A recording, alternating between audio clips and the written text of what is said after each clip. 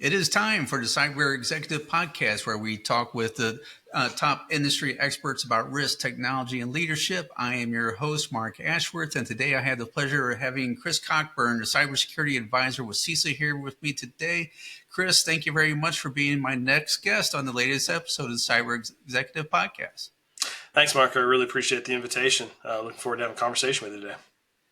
Yeah, Chris. So we've had a lot of good conversations over the past few years and stuff. And, I think CISA is doing, such a wonderful job with what they're doing. And so, but before we kind of get into that, let's talk about you. Can you give us a little background on yourself? Yeah, absolutely. Like I said, Chris Cockburn, I'm a cybersecurity advisor with CISA. I've been in this position for about 4 years. CISA itself is about 6 years old. But my whole time's been based here in St. Louis. Prior to that, I came out of the Department of Defense. I joined the Air Force coming out of high school, spent some time on the flight line as a mechanic, decided that wasn't a place I wanted to spend my whole career. So I crossed over into information technologies in the Air Force, which led me on a path that got me into cybersecurity. I got to do some really fun stuff in the Air Force with cyber warfare. Got to work on some large enterprise networks, everything from vulnerability management, server maintenance, desktop support, the whole way to being members on cyber protection team and even some offensive cyber warfare teams. Number of deployments in there and whatnot. But I retired out of the Air Force after 22 years at Scott Air Force Base here just outside of St. Louis. Went into the private sector for a short period of time. Wasn't the right fit of me at the time. I wasn't ready for that move. So I went back to the DoD, back at Scott, went in as a civilian on the cyber protection team, did some planning and things like that. So, I've had a lot of fun. I really enjoyed my career. But this last 4 years with CISA has been very interesting. It really opened my eyes to the kind of threats that we see to critical infrastructure that you don't necessarily see when you're focused in a place like the Department of Defense. The threat landscape is a little bit different.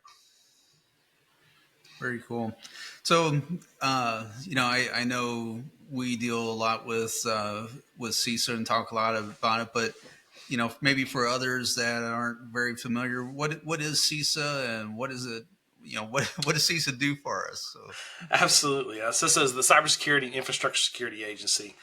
So we're a subcomponent to the Department of Homeland Security. And like I said, we're about 6 years old. But our whole mission is to partner with state, local, tribal, and territorial governments. So we refer to that as SLTT, and critical infrastructure. So as a cybersecurity advisor, my key role is to go in and work with the cybersecurity professionals within those organizations, help them identify maybe some deficiencies within their cybersecurity programs and help them fix them, right? Either bring them resources or provide them guidance on how to implement different things. But it's not just cyber. Yeah, so cybersecurity is the first part of our name, but CISA takes a holistic approach to securing critical infrastructure. So I've got protective security advisors on my team where I'm focused on cybersecurity. The protective security advisors, they come in and they're looking at things like, the lighting around the facility, the fence lines, the door locks, the cameras, the different dependencies those facilities would have to make sure that stuff is where it needs to be so those critical services can continue to operate and function as we need. And then we also have a team of emergency comms communicators. So when you think about, pick up the phone and dial 911 for an emergency, we've got guys out here, their whole role is to go interface with those systems, those first responders, your 911 facilities, and make sure that they have the resources they need so that we can, when we need those services, they're available. So it's really just making sure, we're here to make sure that everything that we rely on every day is available. Great. So I know you mentioned, cyber and a little bit of physical security. Is there any other sectors or any particular sectors that CISA does work with? Yeah, so we're focused on the 16 critical infrastructure sectors. Those are defined by the Department of Homeland Security. And so you think about the stuff that we rely on any given day. The electricity we're using to power this podcast, the communication systems that our comms are going across, the dam sector. For dams like that hold back water, right? Those are kind of important. We don't want things to flood, so that's a sector we're focused on. The financial sector, like where your organization operates out of, food and agriculture, and healthcare. So there's a number. There's 16 total sectors. If anybody wants to really dive into each of those sectors and what they are, they can go out to CISA and just do a search for critical infrastructure, and it'll come across those 16 sectors. And we work with all of them. On any given day, I could be working with a different sector, and that's really what makes this job enjoyable. Great. So, one of the things as we were planning for this, we talked about the release of the IC3 report that came out, just recently for 2024. Can you kind of talk about that? Is there any key findings from that report? Yeah, I think that's an interesting report that we look forward to coming out every year. So those that aren't familiar with the IC3 report, IC3 is an Internet Crimes Complaint Center. That is where anybody that's dealing with some kind of a cybercrime, right, or something to that nature, you can go report to the FBI, right? So that's ic3.gov. You go to that website. There's gonna be a big button on there that says file a complaint. And so you can put your details in about what you're dealing with. Well, every year, the FBI generates a report from that, and it gives us some insight as to what we saw across that year. So just a little over a week ago, the 2024 report came out. And so it's I always take it as an opportunity to look at that report and compare it to the trends we're seeing over the last few years. So one of the most notable is we can continue to see the loss, the financial loss due to cybercrime continually rise. So in 2023, the number was about $14.4 billion in loss. In 2024, that number jumped up to $16.6 billion. So that's like a 33% increase just over a year. It just highlights how much money these threat actors are making. Honestly, if you look at it, there's no reason for them to stop. They continue to go out and do this. It's lucrative for them. And so, we've got to find ways to better enhance our cybersecurity posture to make it not so lucrative for them, right? And so maybe they'll kind of hold back.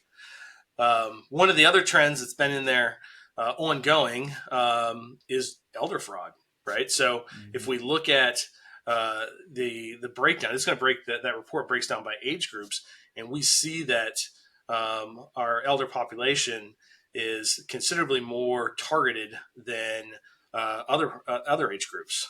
And so I think that's something we really need to think about. There was $4.8 billion in loss, almost 150,000 complaints filed in 2024, just focused on elder fraud.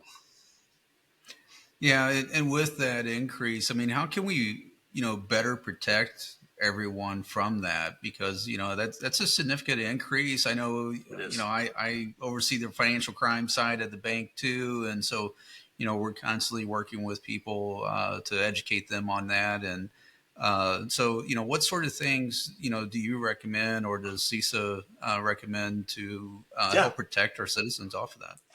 I think you hit on it. It's the education awareness piece. Being able to, we are constantly bringing new technology into our lives every day, right? Whether it's a new mobile device, integrating your refrigerator. We joke about these types of things, but technology is ever present in our life, and I don't think that we always step back and understand how that impacts, our daily life and increases the landscape that the threat actors can target. So there's a couple programs that CISA offers up. Number one being Secure Our World. So anybody can go out to CISA.gov. At the very top of it, you're going to find a couple different icons, and one of them is going to be for Secure Our World. And that's our what used to be Cybersecurity Awareness Month. That's our initiative. We run it all year now, but it's going to hit on some of those key facts on how to protect yourself. Things like using multi-factor authentication, understanding and identifying social engineering, making sure that you're not reusing passwords and things like that. There's actually a new tool out on our website, which I've really been kind of pushing lately. It's called the Project Upskill. And, it's great. We look at Secure Our World and it says, hey, go use multi-factor authentication or go secure your social media site. With Project Upskill, though, it's actually a 6-module training thing where you can actually go through it and it'll walk you through actually doing those things we're telling you to do. So there are resources on it. So if you want to lock down your social media account, you name which one you want to use. It'll walk you through how to go to that social media site and lock down your actual accounts, so that there's less information out there for folks to take advantage of. I think that using resources like that, and then when we get these emails or these text messages, there's a lot of talk about generative AI and how that's going to make social engineering so much harder. I think just pausing and understanding the intent of the message. Why did somebody email you or text you this message? Did you really have a package that's going to be delayed? Is there something that, is there a reason why UPS or the U.S. Postal System has your number and they're going to tell you the package is delayed? Is that normal? Or the one I'm getting constantly is I'm approved for a loan. I never filed for a loan, right? So just kind of understanding what the intent of that message is and making sure that our family members understand that type of thing and having an open conversation with them. Yeah, I know I get tons of, hey, you won this prize or whatever from such and such company. It's like, well, one, I've never been to that company. And then, two, why would I all of a sudden win a prize off of that? And a very expensive one on top of that. I know there's a lot of combating going on with, these text messages and the toll type text messages. And now here in Missouri, and I'm sure in other states too, there's a lot around, failure to pay your taxes and you're going to get penalties and blah, blah, blah. And so, all that to incite fear and get people to click. And for those, it's less about the money. It's more about getting the credit card number than it is anything else. But I had an interesting one just drop into my my Gmail the other day. Just a random email from someone I don't know with a file attachment for a file on Google Drive. I have no idea where it came from, why it's there. I mean, I'm tempted to open it, just out of curiosity, but I'm not going to do it, right? Right. But I'm exposed to that every day. And unfortunately, some of our family members aren't exposed to that every day. I'm not sure that my 11-year-old wouldn't click it. Right. But that's definitely a conversation, I try to have with them. Yeah. And false DocuSigns are another one or similar type things where they're, here, view this document to sign. Is like, wait a minute, I'm not supposed to be signing any documents. So why are you sending it? So it's taking a moment and questioning that email is very important, or the text. So absolutely. Yep. So one of the other things that I saw in the report was the amount of cryptocurrency fraud has really increased over 2023, 24, something like 60% or something like that. Yeah. Which I'm not surprised, being cryptocurrency. I don't know why you would put anything in it in the first place, but that's just my opinion. But anything there to for people that might be brave enough to do it to protect their cryptocurrency. Again, I mean, it's going to sound like a broken record, but it's education, right? It's understanding that when you start dealing with cryptocurrencies, you don't have the same kind of legal protections as you have with normal currency or credit cards or things like that. Mm-hmm. If somebody applies a false charge against your credit card, you can call your credit card company, put a hold on it, right? And you don't have to pay that until they investigate it and figure out what it was. Where in cryptocurrency, if it gets stolen, there's really no one to call to help you receive that. I mean, you can file a complaint if it's a large sum, and if it was part of a scam, maybe there's some avenues there that law enforcement can assist. But you're really taking the security of those funds into your own hands. You can't go put it in a bank, but like your organization to protect that from you. You have to keep track of your passwords with it, where you're storing it at, all that kind of stuff. There's a lot of inherent dangers. Granted, people are making money from it, and I'm not against it. I personally, just like you, I kind of find it a challenge to consider investing in it. But if I was, I would have a lot of due diligence on trying to understand how I'm protecting it, where it's at, backups, all that stuff, because that all becomes our responsibility at that point in time. Yeah, definitely. And, you hear stories of people losing their keys or the passwords, Yes. forgetting their passwords, and you're out of it, or, throwing away their computer that had Right. your wallet on it, those sort of stuff. So, yeah. Yeah. It's definitely Any kind of any kind of attack we see against, whether it's your Gmail account, your Yahoo account, your mobile device. If you've got something in there that is, for your cryptocurrency, now you have a chance of losing that cryptocurrency. So there's so much, there's inherent danger there that folks I don't think are aware of. They're more focused on, I can make all this money, or, whatever. The awareness, I think, is really is on that one. Yeah. So I know you talked about how CISA can help assist in combating fraud and cybercrime, with some other resources. But is there any other ways that CISA can assist in combating fraud and cybercrime? Yeah. So for us, most of what CISA is going to do is going to be 90% of the bad day, right? So you call it, your bad day. If you're looking at your timeline, that's the point where a threat actor does something, right? Whether it's a ransomware attack or a business email compromise, the majority of what we do is left of that, right? So CISA is coming in to help the organizations understand what their posture looks like, help them enhance that posture, and then prepare for that bad day when it comes. When the bad day comes, when it comes to the investigation stuff, we hand that over to the FBI and let them take lead on that. We're sitting right there on the backgrounds. In fact, my counterpart, Dave Howe, is our law enforcement liaison here in the St. Louis area. Well, actually, he represents all 4 states in Region 7, but he's here in St. Louis with me. He's got access to the FBI. He can actually go sit with that team now. And so when they're dealing with victims of whatever type of crime it is, whether it's fraud or ransomware attack or something like that, Dave can help the FBI when it comes to asking some of those more technical questions around the attack and help with that investigation. And then as they're working through, he can advise on, hey, have you activated your cyber insurance? Have you looked at these types of places with your logs? What's your backups look like? All that kind of fun stuff. And then, just kind of answer general questions.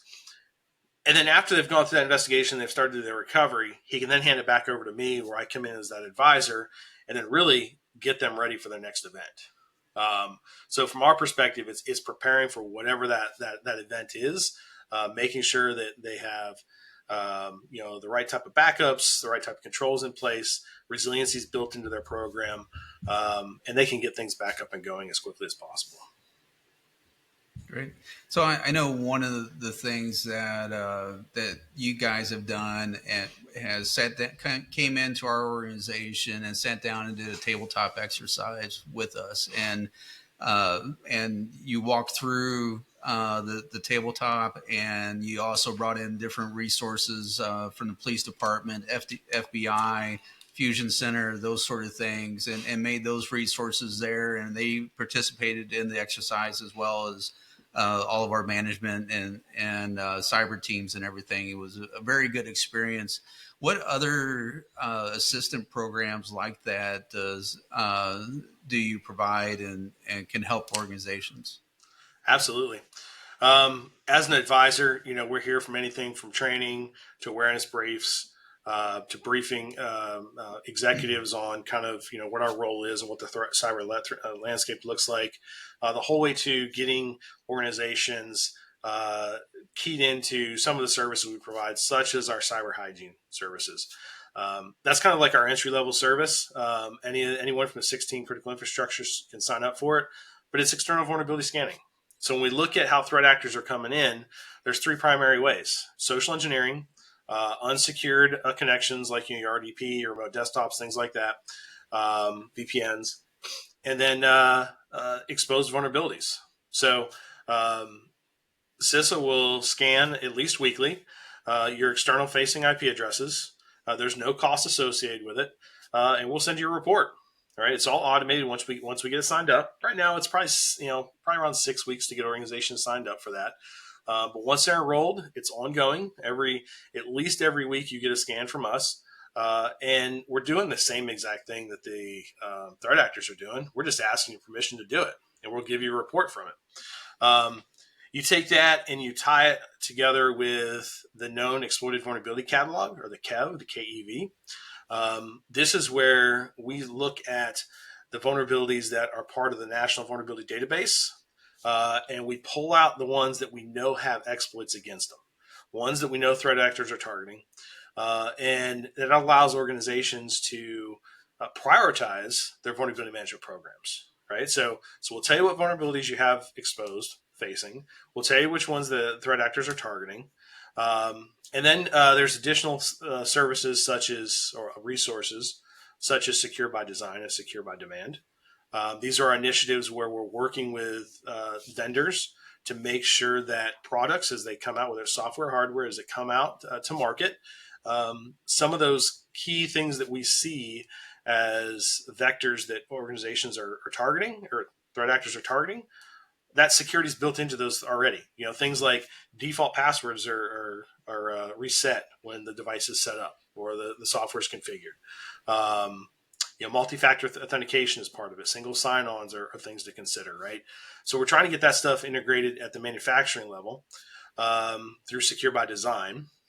And then we try to provide the end user, or the person, the organization that's going and buying those services and resources, a guide through the Secure by Demand as to what questions do you ask these vendors, right? So what things should you be looking at when it comes to Secure by Design when you're going and sourcing these new products? So Secure by Demand is literally, it's a list of questions they can ask the vendors. Hey, how do you approach a single sign-on? What are you doing about default passwords, so on and so forth. And then, like you mentioned, the tabletop exercise packages. So CISA has CTEPs. I came in and I facilitated that for your organization. We tailored one specific to you guys. But for an organization that wants to run one tomorrow or next week, they can hit our website, look for our tabletop exercise package section, and there's a ton of pre-built packages ready to go. They're Word documents. They can download them. They can tailor them as they need. There's actual guides for facilitating them, how to walk through it. And so they could run their own tabletop exercises if we're not available to come do that. So those are some great resources. Just a few. I mean, there's so much more. For us as advisors, it's great to build a relationship with organizations. So they feel comfortable reaching out to us, or if we call them, they don't feel uncomfortable for us calling them. So. Yeah, and I know one thing, we see you and the others at, various conferences and everything, and making appearances and stuff. And I think is really great because it does really get you out there, networking and helps, the security professionals to build that relationship with you, and, it makes yourself very visible and stuff. And I think it's great. So one of the things that we kind of talked about, previously was a cyber camp. So tell me about that. Yeah, so that's an initiative that I'm working with InfraGard right now. So if those aren't familiar with InfraGard, InfraGard is the FBI's private sector outreach program for critical infrastructure. It's a way for them to build a relationship between critical infrastructure owners and operators to facilitate communication, information sharing, that kind of stuff. Recently, our board here for St. Louis InfraGard chapter had heard about a cyber camp that was facilitated over, I believe, in Atlanta. It was on the East Coast somewhere. And so that camp is actually run through cyber.org, which is another initiative that is part of CISA. Cyber.org is focused on facilitating getting education into K through 12, right? And so what we're looking to do here in the St. Louis area is bring in the cyber.org team to help us run a one-day cyber camp that InfraGard is looking to sponsor. And we'll bring K through 12 students in, run them through potentially like a tabletop exercise, maybe some hands-on exercises to just kind of build that awareness of what kind of threats are in cyber and what they would expect. Obviously, it's not going to be in depth to the level that we took your team through, but at that level that would be understood from that K through 12. So it's just hopefully if we can get this all worked out, it'll be a one-day camp. The kids get to come in and learn about cyber, and hopefully we can get some of them interested to moving into the career field. Very cool. Yeah, I've done several similar type programs where I've been, there as an expert to talk to the, I think those were more, 8th grade through high school age students to try to get them into the cyber industry. And part of that was a cyber exercise, and it's a lot of fun, and it's really cool watching the kids do that. And I think the last one I did had over 200 students over the 2 That's days. awesome. So it was very cool to see. So it kind of changed things up a little bit. You see a lot of different things in the industry. So what is something that the industry could do better, do you think? It's much easier said than done, but I think it's asset management. And when I say that, I don't mean just, our desktop systems and our routers and our switches. I'm talking the assets that any critical service needs, which are, obviously the technology assets, but the information assets, the people, and the facilities. One of the first things we see threat actors do when they get into a network is they inventory your assets, right? Mm-hmm. They're going to do discovery scans. They want to know what's there and what's important. And so you would think, from an organizational perspective, it's important for us to know what's there. I was looking at the Verizon report that came out just a week ago or so, and I think they said about 60% of attacks were coming through unmanaged devices, right? Mm-hmm. Whether this is us bringing in, have users bringing in their own personal devices, or it's devices that for some reason aren't being managed. They don't have the your endpoint detection suites on them, or they're not getting patches or things like this. That's the perfect environment for our threat actors. So I think understanding what assets are in our environments, what software we're running, what information is important. That's the baseline for building the protective posture around those things. And then also when we start building our business continuity and our disaster recovery, all that stuff becomes key. It helps us with prioritization. It helps us with getting operations back up where they need to be. So I really think that's where I think we need to get back to the basics a lot of times and really focus on asset management. Yeah, there's you hear so many attacks where they're basically getting into a camera and they're setting, they're establishing their foothold there. Absolutely. And then they're just exploiting the rest of the organization from there. And, which is all the importance of, micro-segmentation of the network. Yes. And everything, one of the main pillars of Zero Trust to, really isolate those IoT type devices like cameras, DVRs, absolutely, equipment you can't put a antivirus or EDR system on. So right. Yep, absolutely, and that's exactly it. Is even if you can't deploy the antivirus or EDR solution to it, you can at least put the controls in place to protect it, right, and monitor that segment of the network. Absolutely. Yeah. So, what is something that you're tired of hearing about? It's attacks starting through exploiting vulnerabilities that have been around for years. Known vulnerabilities that just haven't been patched, they've been ignored for one reason or another, or maybe because of asset management, people didn't realize they were there.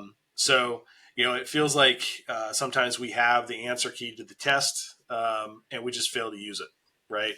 And so I really think for me, when I hear about these attacks, because there was just a vulnerability that had been exposed and been there for a while, and nobody had looked to take care of it, that kind of, it's frustrating to see that. So because I feel like we had the answer to fix those things. Yeah, definitely. And, it's always a challenge, especially the bigger the network is and everything. So, I can see that and I can understand it, but then, those legacy ones are, something that should be dealt with, because it's not the newer vulnerabilities that's going to be the ones that exploit it. It's going to be those old ones. So. Yeah, and one of some of the things I get exposed to is working in our OT environments, right? So our operational technology environments, things that are used for controlling water and energy and things like that, or even going into a hospital where you've got end of life imaging systems, right? And they just cost too much to replace. I get that. We can build controls around those to protect those, and those vulnerabilities. I understand why they're there, but it's just those ones that just go unnoticed or just completely ignored that are frustrating. Yeah, yeah, definitely. So, are there any particular trends in technology or security that you're following that maybe we want to consider right now? I'm really keeping an eye on AI, and I know that some people are tired of hearing about it. I think that as we move forward, I think it's going to help with, in some cases, education. I think that maybe there's some way, and we go back and look at some of the questions we talked about earlier when it comes to, that over 60 population that's going to be being targeted by fraud. How can we use AI to help us protect them? Right? How is there some kind of an AI tool we can integrate into these devices that our elderly family members are using that would help identify these threats that they didn't realize were there? So I think that there's going to be some opportunities as that comes forward. Obviously, it's going to help us, in our SOCs with identifying trends and things like that. It's going to help the threat actors when it comes to crafting social engineering messages and things like that. How can we take advantage of it and protect some of those areas that we're lacking in right now? So that's kind of one of the things I've been I haven't seen anything on that yet, but I feel like that there's probably something coming down the road that might be able to help us out. Great. Great. Well, Chris, we're out of time. I appreciate all the wonderful conversation and information and stuff on CISA, and you sharing, how, you and your teams and everyone could benefit other organizations and everything. So I hope this was informative for everyone else. And so, thanks again for being here on the Cyber Executive. Well, thanks for having me, Mark, and you have a great rest of your evening. Thanks, you too. And for everyone else that's listening, be sure to click subscribe or follow and share the podcast, and to get these great tidbits out, especially for things like this that we just talked about CISA. So thank you very much, and see you next week.